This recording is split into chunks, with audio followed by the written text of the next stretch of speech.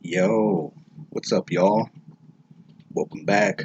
Soul of a Nerd, your boy, Brother Phil, with another take, a review. This time, I'm coming from, an undisclosed location. But I am gonna give my thoughts and review on the Paramount Pictures, I believe it was Paramount Pictures, Amazon Prime release.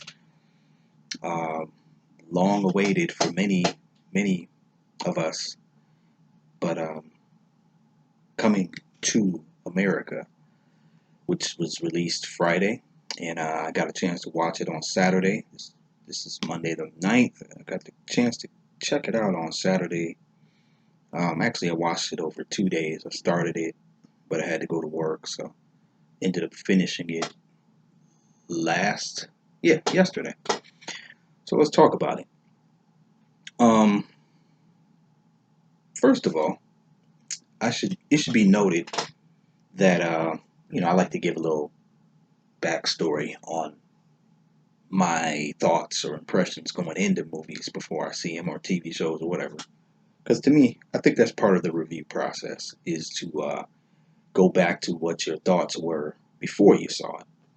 I mean, especially a person like me, I don't just really walk blindly into any entertainment experience, especially not something that's cinematic or televised or whatever that's scripted. Um, so Mm, for the longest, they probably put the first trailer out for this. I'm not even gonna say a year ago, but it's been a while. It's been a good 4 or 5 months at least, maybe more since the first trailer was put out. And the first trailer I remember seeing, it was just good to see the characters again. I'm like, oh, okay, I've had anticipation for this movie. Period. Like it's been high on my list, but there's been so many other things going on, and there's so many other movies I highly anticipate. It's not like it was literally at the top of the list, but it was like probably in the top 10 movies I was looking forward to seeing.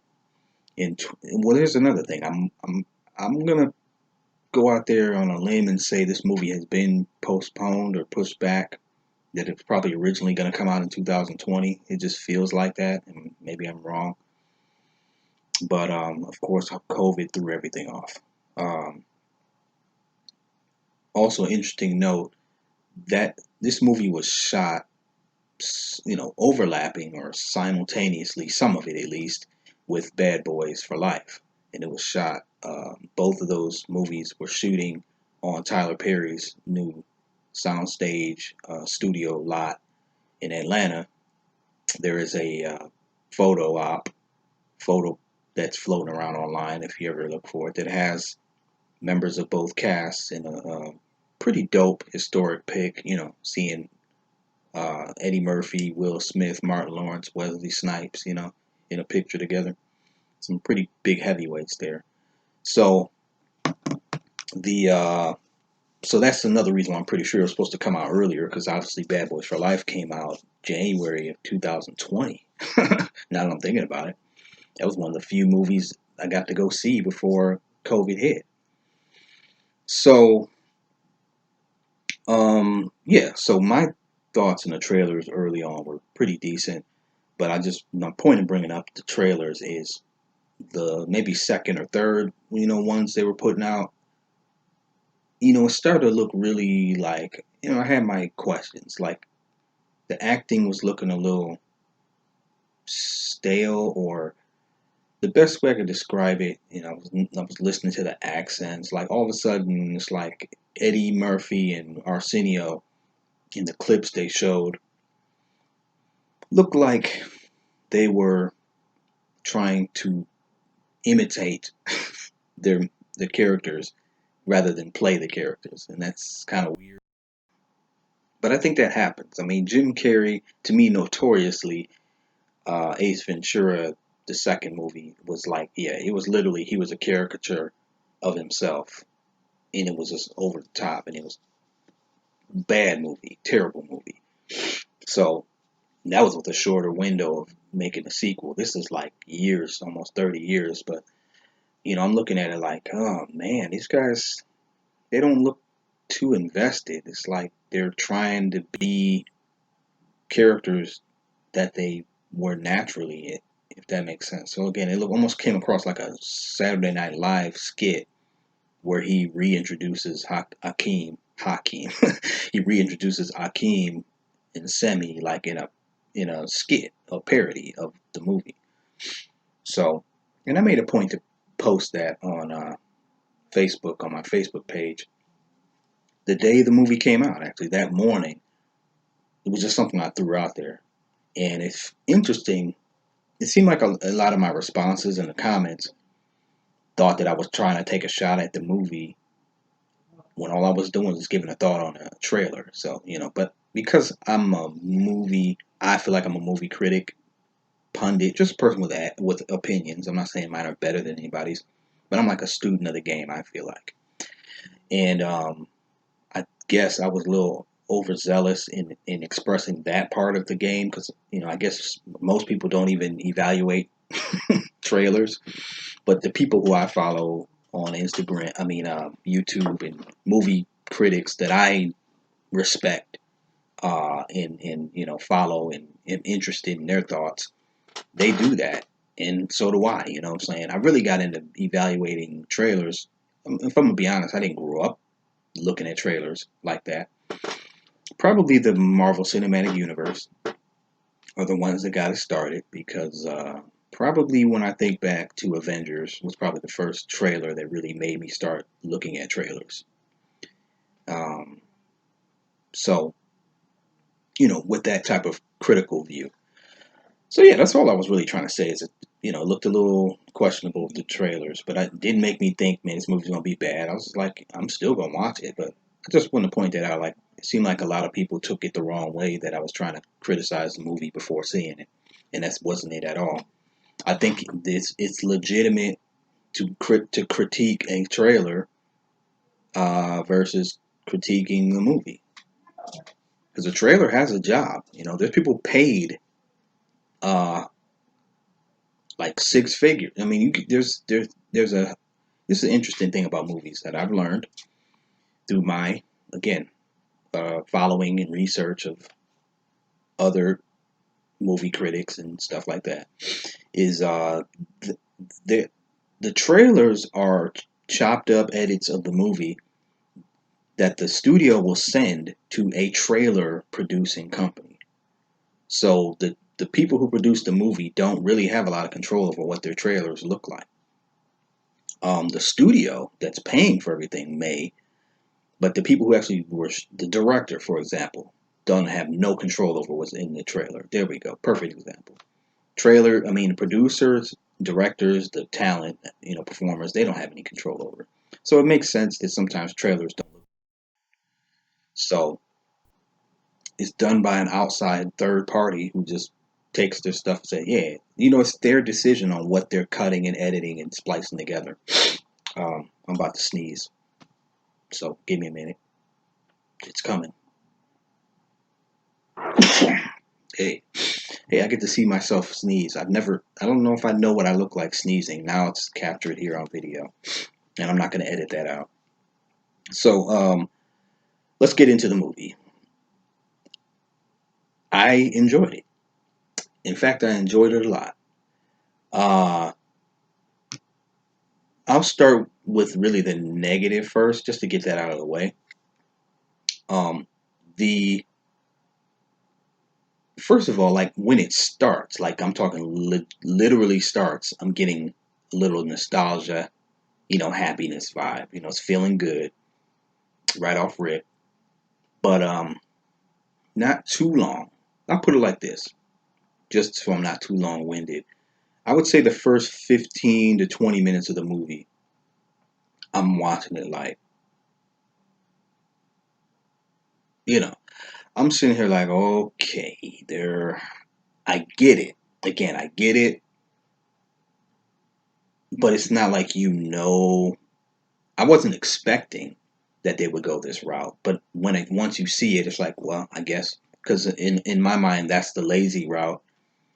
or the typical cliched route. And what I'm talking about is, if you remember the first uh, 15, like I said, 20 minutes, it was like a montage of, hey, remember this character? Hey, remember this? That kind of thing. We got to see there was a McDowell's in Zamunda. It's a perfect example. Going through the whole McDowell's jokes about his products being named. What do you say? Dang it, what was it? Um, man, something. I guess it was another burger. Oh, the egg. He said it's the egg. It's not the egg McMuffin. It's the egg McStuffin. Saying like that's just, if I'm just being blunt, that's freaking whack. That's not funny at all. Okay. So then they had, just that whole, let's introduce. Remember all these people? There's Mr. McDowell again, and there's I forget what Louis Anderson's character's name is, but he's there. Now that was kind of funny because he had the all veggie burger, and everybody's biting it. But this is something I'm going to get to in a few minutes. But there's a reason why that scene was funny, and I'm going to touch on it later. But for the most part, that whole montage, again, it's like, I get it.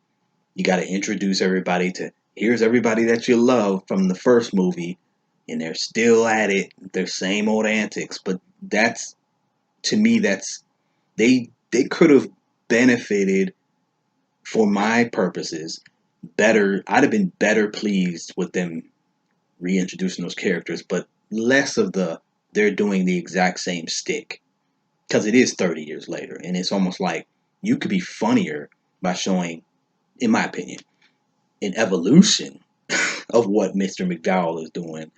You know what I'm trying to say? Rather than he's still telling people that, come on, that's just not funny. So I didn't appreciate. I didn't really care for that. So at that point, you're just like, oh boy, is that what this movie is going to be? Like a bunch of nostalgia, fan service, trip down memory lane, rehash. Um, Even when they get back to the royal palace, you know what I'm saying? It's kind of, he's having his little fight with his daughters. That one I can more understand. It's almost like, hey, that's, letting you know that Hakeem still. Why do they keep wanting to put an H there? Akeem is still Akeem, and he's doing his, you know, um, combat practice with his daughters. So I don't really have a problem with that. But my point is, it wasn't impressing me. The scenery, well, I'm getting ahead of myself to stuff that's positive, but the scenery and costume design was beautiful, start to finish. And it was a well shot movie. So technology 30 years later, yeah, it looked much more, I guess, I don't know, another land and just beauty of Africa than the first movie even did. So, but yeah, what I want to say though is, when the movie basically starts to get good, um, and they don't really waste any time, is they get into it with uh Jaffe, telling Akeem that he has a son. That little witch doctor character. I'm trying to remember if that was in the first movie, but that sucker was funny. Like the way the sucker looked, the design, and the voice and the mannerisms was funny. It was kind of creepy. That's what made it funny. Like, why is this creepy, ugly ass sucker around? Like, y'all not bothered when you turn around and see that sucker talking to you? But anyway, so, and again, I knew that was the premise of the movie, that he was going to have to go find his son. I was trying to figure out how they're going to explain that. So let's get into that. That, from the moment this news comes up, the movie got really good. I'll say, like, all of a sudden, like, night and day in terms of my interest level. Um, they flash back, which is dope, and similar to like what you saw like with Marvel doing, Disney doing with like Endgame and Infinity War footage, where they're pulling footage from the first Avengers movie and all these other movies throughout the MCU. They're using the stock footage from the first movie, and they're showing it to you as a flashback, and then that was dope to go back to that and laugh at it. And then they did a de-aging effect even on Arsenio and Eddie to show them to show them filling in the blanks to act out a scene that supposedly happened back then, where we get Leslie Jones brought in, and that. So this is what I'm saying. When they get to that scene, meeting Leslie Jones in that bar was freaking hilarious. Um, hilarious. At this point, I'm like laughing out loud with the stuff she was saying in her performance. So, uh, so yeah, that whole thing played out hilarious. How he basically, was drugged and he got her pregnant. And then he remembers it, in present day, and then he decides we got to go find him. You know what I'm gonna throw it. So really, I've already gotten past the parts that I thought were bad. It was just really the opening, somewhat monotonous, redundant, cliched, like I said, easy way out, lazy method of reintroducing the world of Zamunda as we knew it. Even Joffrey, he said he wanted to have his funeral before he died. I thought that was kind of funny, clever. But the funeral itself, it had a bunch of hits and misses for me. Bringing out In Vogue and Salt and Pepper again. Like, it's like again, I'm not acting like this is whack in terms of it's a stupid idea. I'm saying it doesn't do anything for me. It's like I see somebody sitting in the room like we should, because they like to do their cameos in these movies, or in the first movie. So it's like they were a little cameo heavy, actually, in my opinion, and they could have done with less of those. They didn't do anything. They didn't serve the story. In other words, the cameos did not serve the story. So as a movie critic, those are the things I like. I like cameos that serve the story. It's like having them show up to sing him a song, "What a King, What a King, What a Mighty." I mean, it was, like I said, more or less from on the harshest side of it, I would say it was whack. On the kinder side of it, it's cheesy and didn't land well. Could have done without it. Period. Like nothing impressive about that. The funniest part of that ceremony was Morgan Freeman. And I mean, they did tap into that egocentric thing of the king of Zamunda. Like, they just going overboard. Basically, it was just a kiss his butt ceremony. So that was funny in general. But the little parts, like having them come sing What a King, What a King, just whack. So that's what I'm saying, like the hit and miss. Like, good concept. Some parts of it's very poor execution. But when Morgan Freeman was doing his little speech, that crap was kind of funny. I guess because Morgan Freeman is that guy where he has that delivery and he has that voice and he's speaking so earnestly, but he's saying some ridiculous stuff. But see, moves like that will resonate with me. I get it. Like the irony of that was funny as heck to me. And then when he said something like, um, he said when he died, like holidays stopped and something like that. And he said, yeah, he said people stopped having the desire to have sex or something like that. You know what I mean? I laughed out loud when he said that. And then like they even showed, was it Akeem's face? Somebody was just like, it was like just the reactions were funny. So you had that. Um, didn't it's like I said, that was another hit and miss part. The last part that was for me again. There's only a few of them. Is the part where I'm kind of jumping around storyline, but the part where Lavelle, I already kind of forgot his name, but the son, the bastard son, which that crap was hilarious too, as they kept calling it that. Akeem, it threw back to how Akeem is sometimes, a little naive and just uses terms. Like, it's like, you probably shouldn't keep calling him bastard son. But he's like, my bastard son. You know, when he bonds with Akeem's oldest daughter, helping him with his rite of passage, getting the lion whisker, I mean, I kind of tuned out of that part of the movie and that discussion. I kind of tuned out a little bit, but to me, it was like that resolution happened way too quick, considering she was upset about him getting all of this attention and her being passed over basically. She was all resistant to him when he first got there.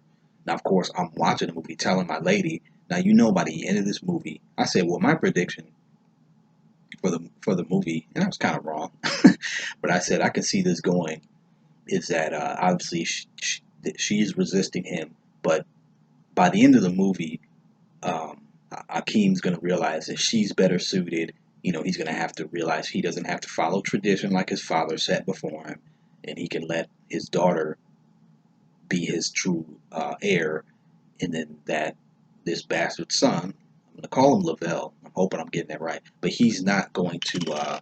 He's going to be fine with that because he's going to realize that's not what he wants to be anyway. You know what I mean? So I think, yeah, that's what I was expecting to happen. Meaning she would warm up to him, and he would almost champion her becoming heir to the throne because it's not, you know. And then it would be that message that sexist to have the son have to do it, let the woman do it, and then also the message of you don't force people into stuff they don't want to be when you got somebody who does want to be that. So I saw that, but I didn't. I saw that coming, but I didn't really. The way it ended up happening, where she just decides to help him, it seemed a little cheesy. Like all of a sudden they're bonding. You know. Then they became best buddy, brother and sister, which was cool, but again, slightly poor execution. So that's really it. That was the only things that I didn't care for. So now I can get into the stuff that hit well for me.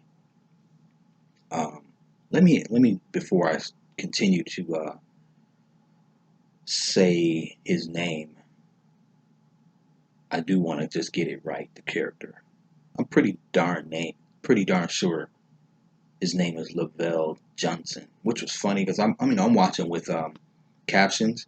You would think it's Johnson, but the captions from what I was watching on Amazon was Junson. So Johnson. And Mika, yeah, that's the oldest daughter. Lavelle, yeah, okay. So, hey, let's start right there.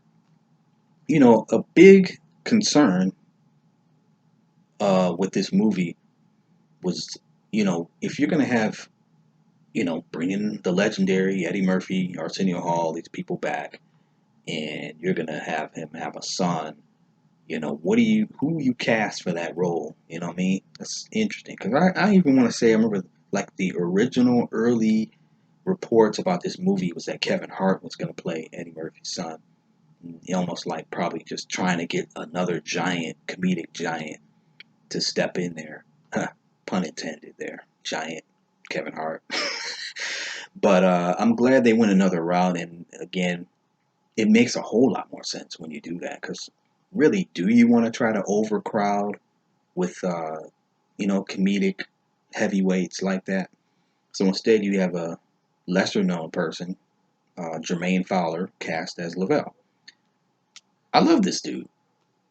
I thought it was a great casting.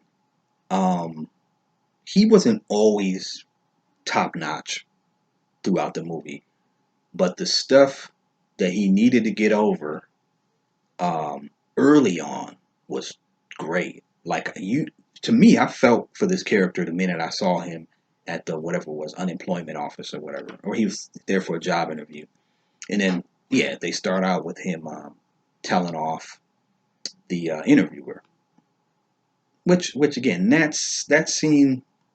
Some of the dialogue was a little hit and miss. Like it was, they were going for some of those uncomfortable moments that you always get I mean not always, but that you got in that other movie, that poke fun at race and race perceptions and things like that.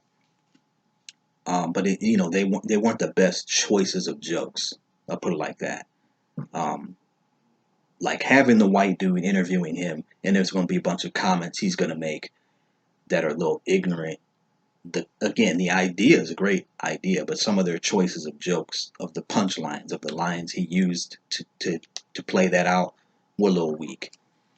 Um, but overall, it was a good scene overall because you got a taste of who Lavelle is. So he already had integrity, and I thought that was dope. I think it was very important that he was portrayed as a guy with some integrity, even though he scalped tickets. But that was a lot of it influenced by his uncle Tracy Morgan, who was good, in a small supportive role. So I liked Jermaine Fowler as Lavelle. I thought it was actually a great. I don't really know him from anything else, so it was a great introduction to him. And his comedic abilities are top notch. So that's I think was the point, to get somebody who's funny. Like when I look back, it would have been messed up trying to have Kevin Hart or anyone of that ilk doing this, because you're not even really supposed to be trying to out. You don't want to outshine Eddie. You know what I'm saying? I mean, it's kind of hard to do, but you don't even want to take that chance. You want somebody who complements the story, but yet establishes themselves. So this was a great vehicle, I think, for him. Let's get to his mother, Leslie Jones. And I'm not a big Leslie Jones fan. Let me just put it out there, just straight up. And it's not that I dislike her stuff. I just don't even check for her. Like, I had never seen anything that did impress me. How about that? Not that it's like she's whack, but again, for me, I'm a person, either impress me or just show me some little tiny nugget of something that'll make me want to come back until you impress me. And so my point is, with her, I've never gotten that. Just, it wasn't like she wasn't funny again, but because she's on Saturday Night Live and she definitely did good skits on there when she was on there. But again, it wasn't the sort of thing I'm gonna start checking for her. This movie put her, I'm not gonna say on the map, but it, for the first time ever, I was like, wow, this lady is very talented. Like her comedic timing and delivery is so effortless in this movie. That's what I'll say. Like, and I'm not a person who's crazy about stereotypical black humor. Case like a Medea or somebody. I hate that crap, actually. Like, I don't have a problem being on this video. If you don't like me and I sound snobbish, oh well. I can't stand Medea. Like, that stuff is just whack to me. So I'm not into a lot of that stereotyping black behavior, whether you want to call it hood, country, ghetto, whatever the word is. But this freaking character was cracking me up. So I guess it's like an exception to every rule, especially if it's done well. Like, it was, I don't know, it was genuinely funny. Like, it felt like a person, and here's another thing. Like, my lady, as we were watching, she was kind of not feeling it, and she was criticizing some of the stuff. And I had to point out to her, because she was saying, I get, like, they're showing us these weird characters back to back, but I don't get what the story is. And first of all, she later admitted that she didn't even know the first movie all that well.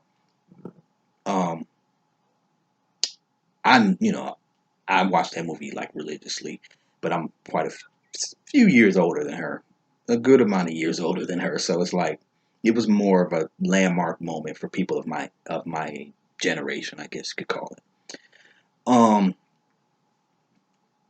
So, but I had to say to her, I had to remind her, like, what are you talking about? It's like, that's really what the first movie was. You kept seeing outlandish characters. I said to her, look at the flashback that they showed when they're at the bar and you got these twins, you know, while they're trying to find a date and find a mate or whatever, you know what I mean? And when Arsenio's dressed up as a woman, talking about, I want to tear you up and your friend too. I mean, it's the same thing, really. They're meeting ridiculous, outlandish characters, and that's what the show has kind of been about. I mean, the movie has been about. Well, the first one is that they give you that taste and just show you how ridiculous it is. It's not supposed to be taken that seriously. Over here. Oops. I'm back. Don't even really remember what I was just saying. Got interrupted. I do have a job, as an audio instructor, production, music production, and whatnot.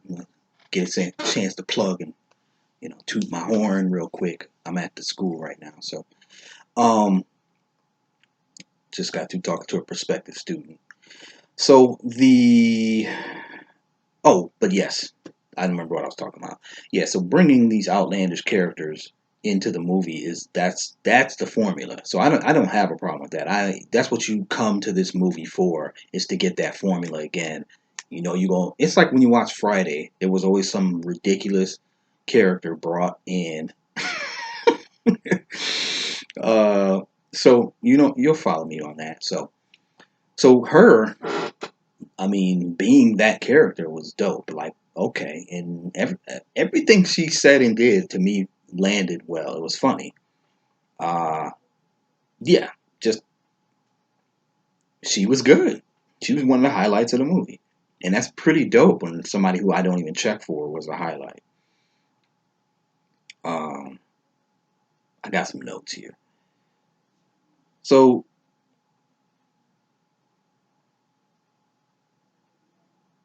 like, again, her dialogue was quick. It's the sort of stuff where it's like, if you go back and rewind it, her scenes, or watch the movie a second time and listen more closely to her, like I said, it was funny. Like, she was killing it. um and it isn't even for, let me say this too, and I haven't really seen it for myself, but I've seen enough people hint at it. I guess there's growing dissension amongst people over this movie, and I can already picture it amongst black people when it comes to our depictions, and probably the people thinking it's stereotypical, and cooning, and shucking and jiving and all this stuff. Again, I'm one of those people. Like, that's why I don't deal with Tyler Perry movies a lot. Well, definitely nothing that has Medea in it.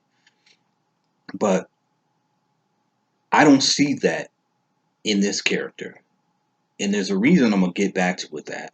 But even with her rough around the edgesness, she was intelligent. You know what I mean? She didn't sound stupid, and she just was New York. I mean, she was hood. You know what I mean?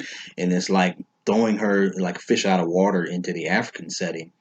What I liked is, though, she kept telling Lavelle, like, "Come on, go along with this. Let's get with this." So to me, she didn't come across as like a tacky hood rat. It's like she was rough around the edges, but she saw a good opportunity and was trying to fit in, and was actually doing a good job. You know what I'm trying to say? With her rough around the edges self. I thought that was well done, and I think she brought that to life very well. Um, so there was some corniness and predictability throughout the movie.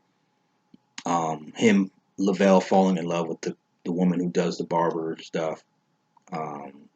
It was kind of predictable. I saw that coming, and then it was going to be almost a flip, a literal reversal of, well, it's a reversal, yet the same story that Akeem had with Lisa, realizing he's having an arranged marriage with Tiana Taylor, who, by the way, looked incredible in that movie with the afro.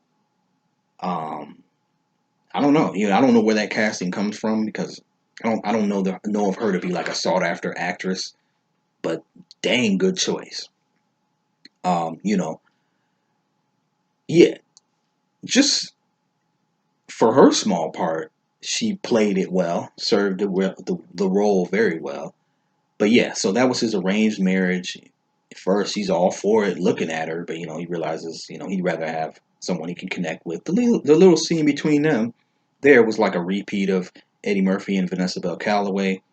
Um, like, again, for example, bringing her back and showing that she's still barking and bouncing on one leg, that was whack to me. They would have been better served to have her show up and still something, you know what I'm saying, but not the literal, actual same thing 30 years later.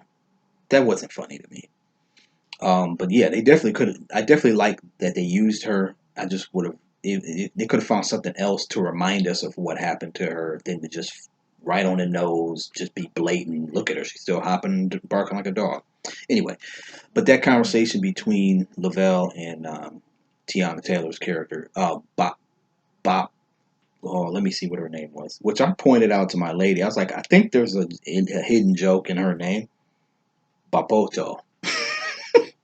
You know the term bop when they call it something, but I guess a bop, is that a song or a person? Because I think they call young ladies a bop, and I thought that it was supposed to be a, some kind of nod, like not making fun of, like not a thought, but a bop.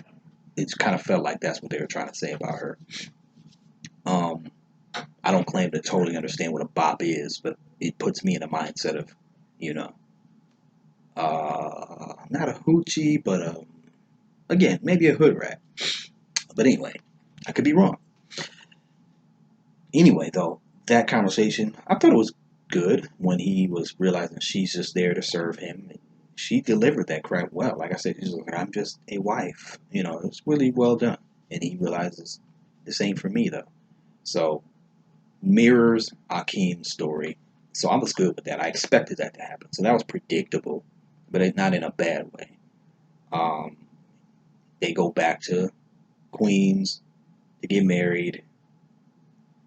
And I'm just going to start fast forwarding through this. Basically, my favorite parts of the movie. Let me get this out of the way, since I was just talking about Bapoto, if that's how you pronounce it. General Izzy, when I made my comments on Facebook the day it was released, that I expected him to be the highlight of the movie, based on what I've seen in the trailers. In actuality, I'm pleasantly surprised that he was not. He was good, but honestly, he didn't really shine at all, but he was just really good in that role. And it's kind of dope because he and Eddie Murphy have like established a really good on-screen chemistry going back to the Rudy Ray Moore Dolomite picture film. So it's like, yeah, I enjoyed General Izzy. His look was hilarious and just well done. I don't mean hilarious, but it was interesting and entertaining, and he was good. But he was not the highlight of the movie at all. Like several people I could put ahead of him. Um, so that's a good thing. Like I said, if what I thought was going to be the highlight, oh, let me just say that. Generally speaking, about the trailers, when I was talking about the accents being bad and look like they're kind of parroting, I also realized it could just be a thing of once I get into the movie, I may just get right back into it. Because actually, it got one of my guys commented. He said, I just watched the first movie. He said their accents were pretty bad in that one too. And I had to think about it. I was like, yeah, I guess they were actually. You just have a different perspective, and you're looking through rose-colored glasses when you look at the old classic. And I said, yeah, it could just be that I'm spoiled, first of all, from Black Panther, where they were very authentic and serious about them accents in Black Panther. So I already admitted that. And I didn't say it then, but in my mind I was like, yeah, plus once the movie gets rolling, you probably won't notice because you're seeing isolated clips from the movie that make it stand out. Whereas once the movie starts going and they're acting and you're actually seeing the character and the personality of Akeem and Semi come back, you're not going to really be worried. And that's exactly what happened. Like, that became completely afterthought. It wasn't no parody acting. It was good. Like, they were fine. I was enjoying. It's like, okay, yeah, that is the older Akeem and the older Semi with still traits of their old personalities. I thought it was great. Um, and Eddie and Arsenio, they still have uh, that chemistry. So that being said, let's get into the stuff I really, really enjoyed, and that would be the highlight of the movie. Believe it or not, was none other than Eddie Murphy. This dude is a comedic master. He's an underrated actor, truly a treasure in the entertainment industry that I just continuously just admire and appreciate for just he's a magnetic, charismatic, just a talent, like a star. When you talk about like the literal definition of a shining star, just his every time he's on screen in this movie, it's good, you know. Um, like I said, he's an underrated actor. My lady was pointing out he acts with his eyes, and I was like, wow, astute observation. He does. He does a lot of talking and emoting with his eyes, whether it's supposed to be funny, whatever it is, he does it. And yeah, he was great in this movie. Like I said, for to pick up a character after this many years, he felt comfortable, in my opinion, much better than it came across in the trailer. So uh, it doesn't change the way I felt about those trailers and the way I looked at them, but he just proved that was just an isolated thing in those trailers, in short doses. You know what I mean? Uh, Arsenio, to me, though, was his best moments are when he's in the prosthetics and the makeup. The voodoo witch doctor, which throughout the movie I was trying to say, is that Arsenio or is that Eddie? First time I saw him, like, oh, that's Arsenio, longer head and everything.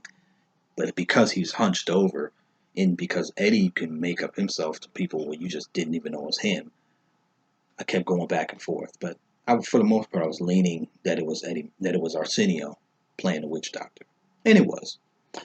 But yeah, the witch doctor, the Reverend, he cracked me up at the end, even though that's a throwback to an old joke, you know what I mean? But see, that's a better example because he wasn't like literally, you know, just redoing the same stick. It was just the same. He's the same guy doing the same type of preaching, but he didn't like literally try to do us the same. You know what I mean? The same routine. Sorry.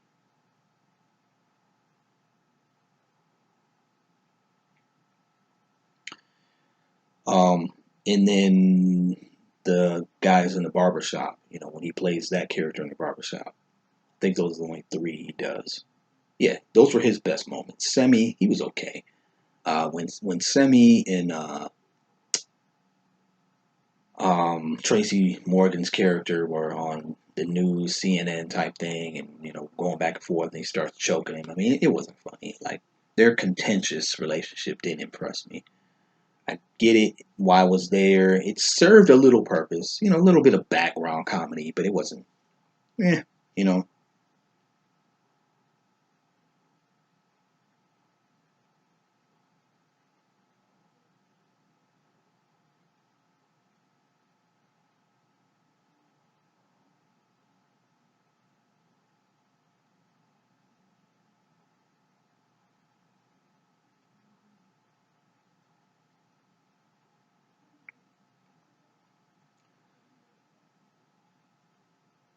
Hold on. Sorry.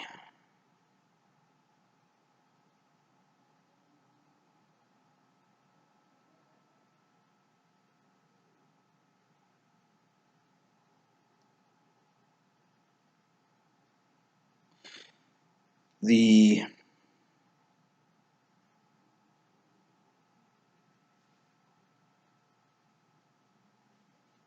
newcomers. Let's talk about the newcomers. Again, I've already talked about the character playing Lavelle, the character that played the barber. She was good.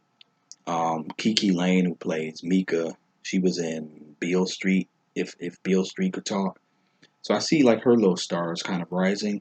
All of them, um, I think obviously they didn't do a whole lot. Lavelle got a lot of time to shine. My point is those three particular actors and actresses. I think they show me some good stuff that I hope they start doing more and you start seeing more of them. I think they showed enough. Like I said, either you got to impress me or show me something that makes me want to see more of you until you impress me. And I would pretty much say all three of them are like that. Um, Given what they were getting, the material they were given to work with. And here's the thing: I think it was a really good balance of the old guard getting their shine, It's felt like an Eddie Murphy movie, but there's new people to get a taste for in the movie, and it's like a good balance of a reflection on the original movie, along with pushing the concept of the movie forward. And that's something I attribute to Eddie Murphy, because Eddie Murphy's always been able to do that. He's a guy who has always brought young talent up in his projects. If you just pay attention, like really, dude does that. All you go back and look at Harlem Nights and look at how many people are in supporting roles, like Thomas McCall Ford, who went on to be Tommy on Martin, Robin Harris. He does that kind of stuff. Dave Chappelle was in Nutty Professor.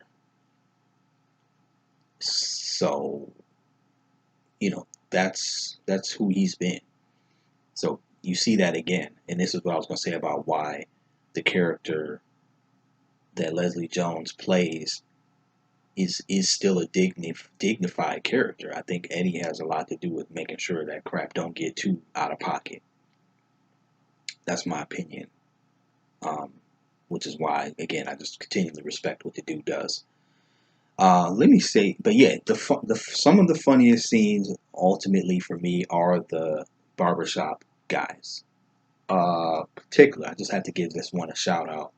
When they first popped in, Akeem and Semi, and they're throwing all these African, you know, just insensitive remarks towards him. He called him something in Ebola.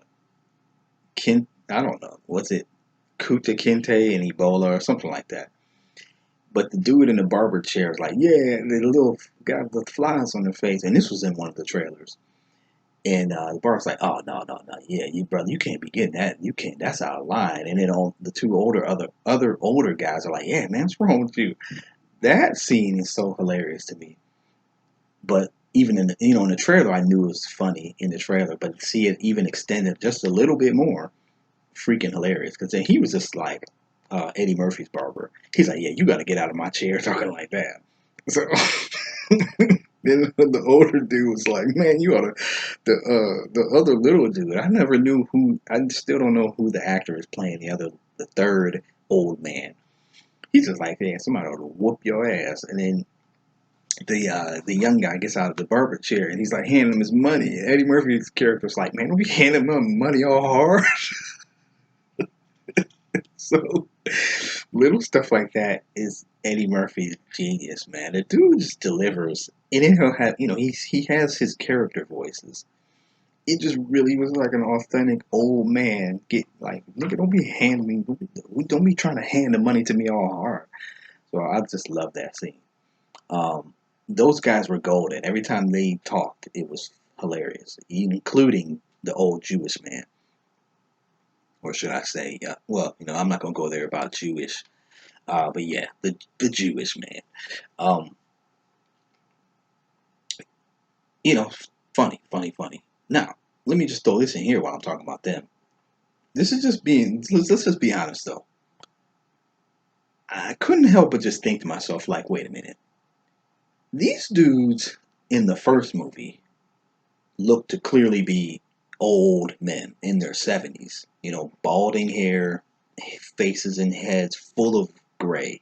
So they're not like they're in their 50s. They're in their 70s. How the heck are they still alive in 2020? I mean, they did make them look older in this movie. So thank goodness they didn't, they're at least trying to have that much of attention to detail. Which shout out to the costume design, set design. I already mentioned that.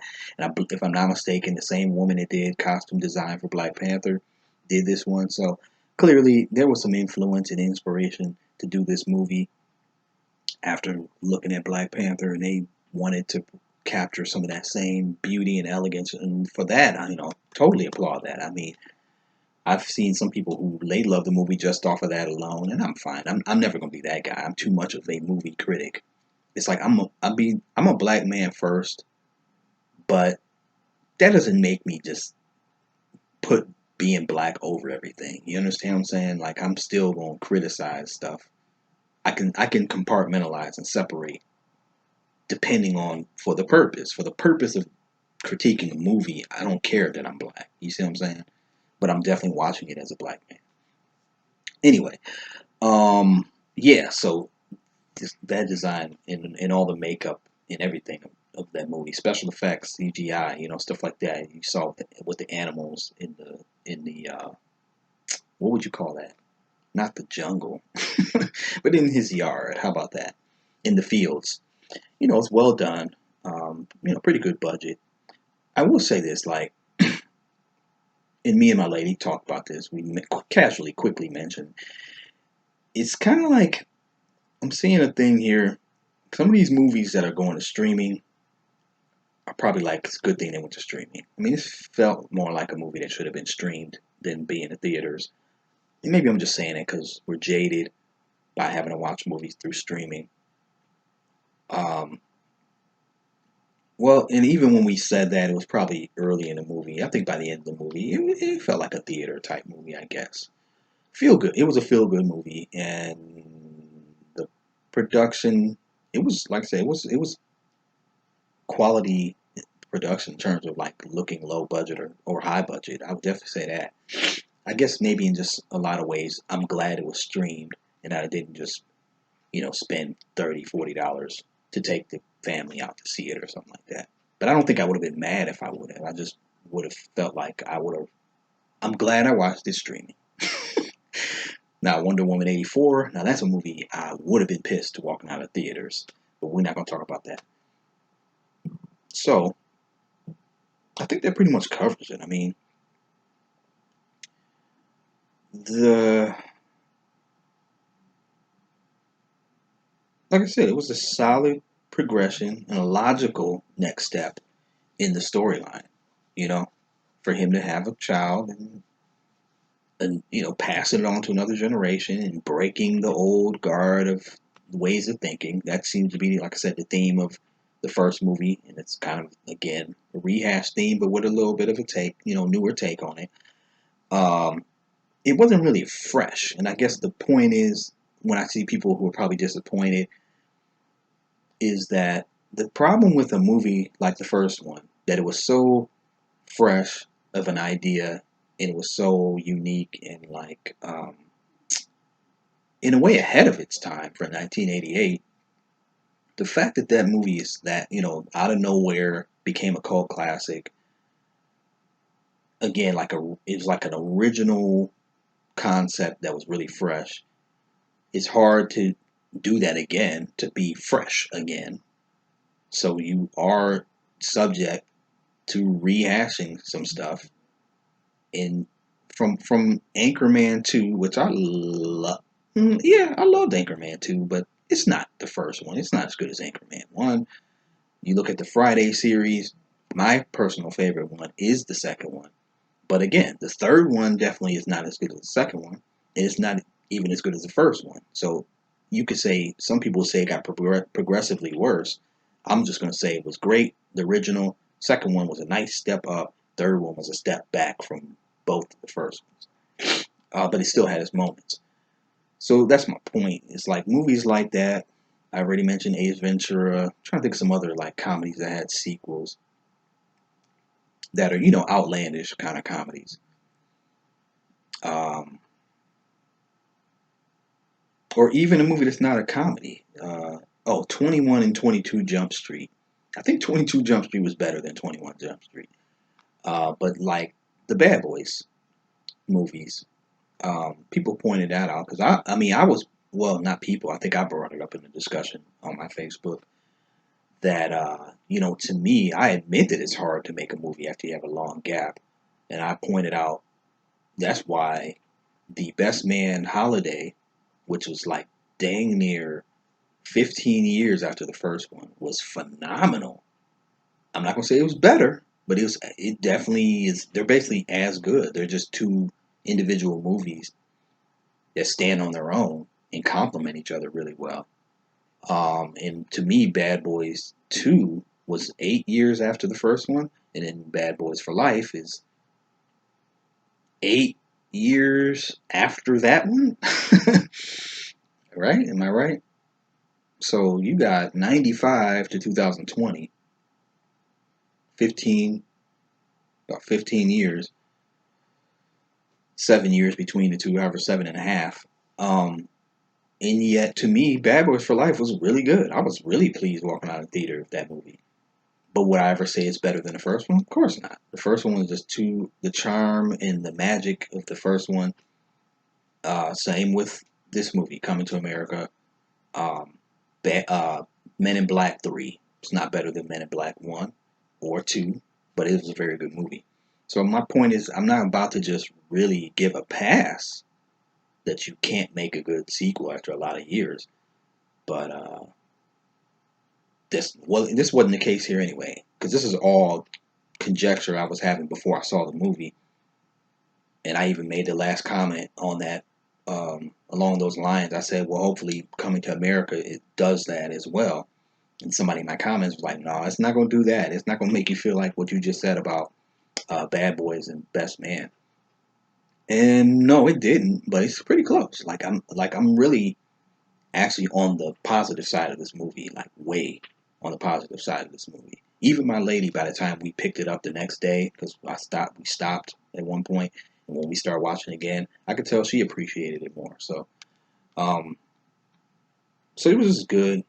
It's gonna be always a certain quality or value in seeing us on screen, black people, male and female, dark skin, light skin, you know, Afrocentric hairstyles, all that stuff. There's again, I'm admitting that that's important, but I wouldn't want it to overshadow a quality of the content. And fortunately, that's not the case here. The content of this movie was quality, in my opinion. So that's all I got to say about it. Let me just make sure. Oh, and the other thing uh, that I didn't care for was, I'm sorry, the Prince inclusion of Get Off.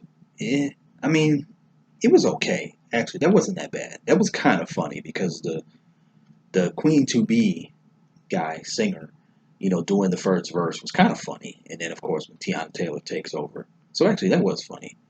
Um, Another point when she's coming down the aisle for the wedding and Lavelle's looking at her and he looks back at Akeem and Akeem's like, he's just like, yes, my son, please partake of that. And he's just freaking a master. He's just a freaking master comedic body language, nonverbal actor. So I just had to give that other shout out as a moment where me and my lady just busted out laughing. So that's pretty much it. I enjoyed this movie. I don't think I want to see a third one or nothing like that. But I mean, honestly, depending on how this does financially or critics, it wouldn't surprise me if they try to go for a third one and just really make the movie centric on Lavelle and his new wife and let any of them take even more of a backseat. I don't know if that will happen, and I'm not saying I'm calling for it. If they don't, that's fine. Um, oh, yes, I took some shots at McDowell in the corniness of his original stuff. The scene that he and Akeem have, where he went back and was mopping, that like when I saw that, I actually got a little. I'm gonna be honest, I got a little choked up. Like it was actually like, oh wow, this dude went. Obviously, he didn't go all the way back to Brooklyn. Queens. I had to ask myself, did he go back to New York? Because they were doing a lot of continent traveling kind of quick. But no, he was in the Zamunda branch of McDowell's. But he went back in there to mop to get back in touch with who he was. And I thought that was a dope scene where he had some great words, John Amos, in that scene. And then brought up Akeem's mother, who the actress passed away. So, I thought that was touching. So this movie did have some good feel-good moments in it. And again, that's kind of what I like. If you're gonna do this kind of comedy, you better balance the outlandish, borderline, degrading, behavior with some sentimentality and some heart, you know, and they did that. So I'm giving the movie on a scale of 1 to 10. I'm giving it like a 7.5, which is pretty good for a 30-year-old sequel. All right, I just passed 1 hour on this review, so that's plenty long enough. If you sat in through this whole thing, I appreciate you. And I didn't really want to be long-winded, but what can I say? This is it. It's kind of my niche, is long-winded reviews, and hopefully it's not that, you know, boring. Hopefully you kept up with me and can agree and take something from the stuff I'm saying, even if you disagree with it or whatever. So, you know, like the video, comment by all means, share it, and I'll be back because you know, I've only really been doing WandaVision from Marvel Studios and Disney Plus so far this year. So this is actually my first official or unofficial movie review for 2021. That's pretty dope. And hopefully there's more to come. I mean, I'm sure there's more to come. Godzilla versus Kong. Whew. But yeah, so there we go. Thank you for tuning in, and I will see y'all on the other side. Your boy, Brother Phil, Soul of a Nerd. Peace out.